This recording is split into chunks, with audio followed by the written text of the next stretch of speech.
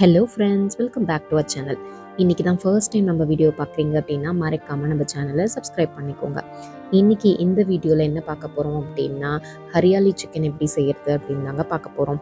எப்பவும் தந்தூரி சிக்கன் சாப்பிட்டு போர் அடிக்குது அப்படின்னா கண்டிப்பாக இதை ட்ரை பண்ணி பாருங்கள், உங்களுக்கு ரொம்ப பிடிக்கும்.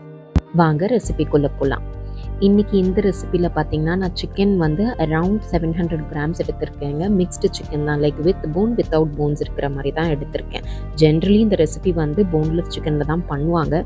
பட் போன்ஸோடு இருந்தால் இன்னும் கொஞ்சம் ஜூஸியாக ஃப்ளேவர் நல்லா இருக்குங்கிறனால நான் மிக்ஸ்டாக எடுத்திருக்கேன். ஸோ வாங்க நெக்ஸ்ட்டு மேரினேஷனுக்கு நம்ம ரெடி பண்ணிடலாம். ஃபர்ஸ்ட் ஒரு மிக்ஸி ஜார் எடுத்து 1 கப் கொரியாண்டர் லீவ்ஸ் ஆட் பண்ணிக்கோங்க. 1 கைப்பிடி அளவுக்கு புதினா ஆட் பண்ணிக்கோங்க. க்ரீன் சில்லி வந்து நம்ம ஸ்பைஸுக்கு தகுந்த மாதிரி ஆட் பண்ணிக்கலாம்.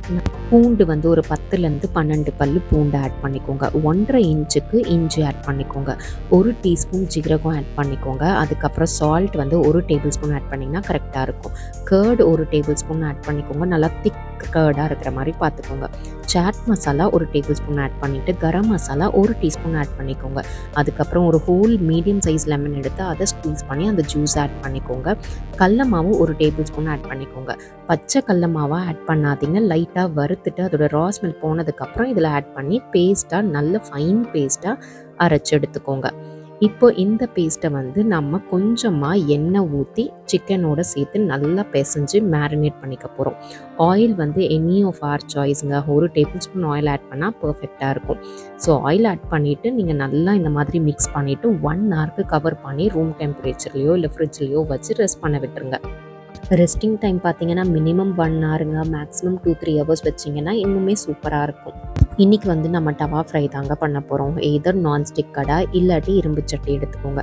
கடாய் சூடானதுக்கு அப்புறமா 1லேருந்து 2 டேபிள் ஸ்பூன் கீ ஆட் பண்ணிக்கோங்க. கீ இல்லை அப்படின்னா ஆயிலும் ஆட் பண்ணிக்கலாம். இப்போ அழகாக இந்த மாதிரி சிக்கனை வந்து ஸ்ப்ரெட் பண்ண விடுங்க.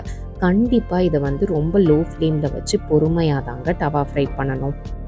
ஸோ கடாயில் எவ்வளோ இடம் இருக்கோ அந்த அளவுக்கு சிக்கனை ஸ்ப்ரெட் பண்ணி விட்டுட்டு மேலே லைட்டாக கீ வந்து ஸ்ப்ரிங்கிள் பண்ணி விடுங்க. அவன் இருந்தால், ஏர் ஃப்ரையர் இருந்தால் நம்ம அதில் வச்சு ஃப்ரை பண்ணிக்கலாங்க. டவாவில் பண்ணுறனால கம்மியாக ஆயில் ஊற்றி ரொம்ப லோ ஃப்ளேமில் வச்சு தான் குக் பண்ண போகிறோம்.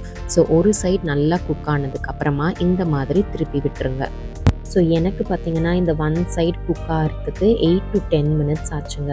ஸோ லோ ஃப்ளேமில் வச்சு பொறுமையாக இந்த மாதிரி குக் பண்ணி எடுங்க. அப்போ தான் சிக்கன் நல்லா ஜூஸியாக நல்லா குக் ஆகும். ஸோ ஆன் தி அதர் சைடும் குக் ஆனதுக்கு அப்புறமா சைடில் கொஞ்சம் உங்களுக்கு அந்த ராவாக இருக்குன்னு தோணுச்சு அப்படின்னா சைடில் வந்து லைட்டாக இந்த மாதிரி ஃப்ளிப் பண்ணி விட்டு அகெயின் லோ ஃப்ளேமில் வச்சு குக் பண்ணி பாருங்கள். இப்போது எல்லா சைடும் சூப்பராக இந்த மாதிரி குக் ஆனதுக்கப்புறமா நம்ம அழகாக ஒரு பிளேட்டுக்கு ட்ரான்ஸ்ஃபர் பண்ணிக்கலாம். அதுக்கப்புறம் நீங்கள் இதை ஸ்டார்டராகவும் சர்வ் பண்ணலாம். இல்லை அப்படின்னா நம்ம ரைஸ் சாப்பிடும் போது பக்காவாக ஒரு சைட் டிஷ்ஷாகவும் இதை சூப்பராக சர்வ் பண்ணலாங்க. அப்படி இல்லை ஈவினிங் டீ டைமில் ஸ்நாக்ஸ் மாதிரி கூட பசங்களுக்கு இதை தாராளமாக செஞ்சு தரலாம். நம்ம டயட்டில் இருக்கோம் அப்படின்னாலும் இந்த ரெசிபியை கண்டிப்பாக இன்க்ளூட் பண்ணிக்கலாங்க. ஏன்னா நம்ம ஆயில் வந்து லிட்ரலி பார்த்திங்கன்னா ஒரு 700 கிராம்ஸ் சிக்கனுக்கு நம்ம ஒரு 2 to 3 டேபிள் ஸ்பூன் கீ தாங்க ஆட் பண்ணியிருக்கோம். ஸோ அதுலேயே இது பக்காவாக டவா ஃப்ரை ஆகி நமக்கு ரெஸ்டாரண்ட்டில் சாப்பிட்ற அதே ஃபீல் அண்ட் டேஸ்ட்டு, டெக்ஸ்சர் எல்லாமே கிடைக்கும். கண்டிப்பாக இந்த ரெசிபியை மிஸ் பண்ணாமல் வீட்டில் ட்ரை பண்ணி பாருங்கள். அதே மாதிரி உங்கள் ஃப்ரெண்ட்ஸோடையும் ஃபேமிலியோடையும் மறக்காமல் ஷேர் பண்ணுங்கள். தேங்க்யூ.